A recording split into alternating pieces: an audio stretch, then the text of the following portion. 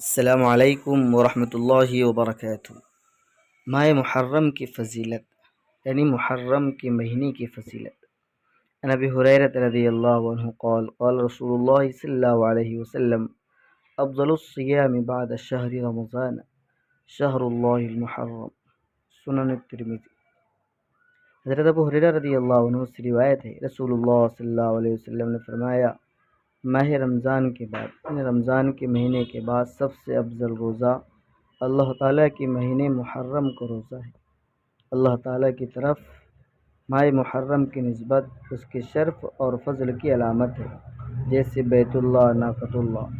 محرم الحرام یہ حرمت والے مہینوں میں سے ایک ہے، یہ 4 حرمت والے مہینے ان میں سے ایک مہینہ ہے محرم کا، اور اسی مہینے سے اسلامی سال کا آغاز ہوتا ہے۔